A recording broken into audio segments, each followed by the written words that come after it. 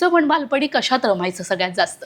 तुझ्यासारखंच म्हणजे अशोक मामा, दादा कोंडके सर किंवा राजा गोसावी सर किंवा एकंदरीत सगळेच मराठी पिक्चर्स आणि काय तीच कदाचित ते पाहूनच आवड निर्माण झाली असेल.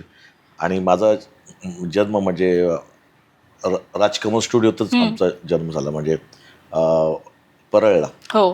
तर त्या स्टुडिओतच माझे वडील होते. आम्ही आमची चाळी होते, ते चाळीत राहत होतो. मधल्या मधल्या वेळेत जाऊन आम्ही स्टुडिओतले शूटिंग्स पाहत होतो वगैरे. तर मे बी कदाचित तिकडनंच छोटी छोटी आवड निर्माण झाली असेल. आणि मग शाहिरी सावळी पार्टीमध्ये आलो 1985 साली. त्या व्यक्तीकडे गेल्यामुळे खूप फरक पडला आयुष्यात. पाहण्याचा दृष्टिकोन म्हणतो ना आपण जगण्याचा दृष्टिकोन बदलला ते शाहिरांकडे जाऊन.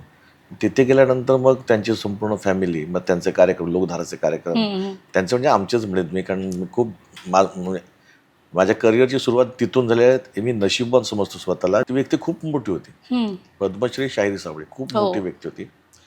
त्या व्यक्तीकडे पाहून इतकी पॉझिटिव्ह एनर्जी यायची की आपण मग काय ते करावं असं. आणि माझ्या घरच्यांचा पण सपोर्ट होता मला की तुला आवडते ना ते कर, आणि तू शाहिरांच्या ग्रुपमध्येच म्हणजे आम्हाला टेन्शन नाही आहे, असा त्याचा विश्वास पण होता.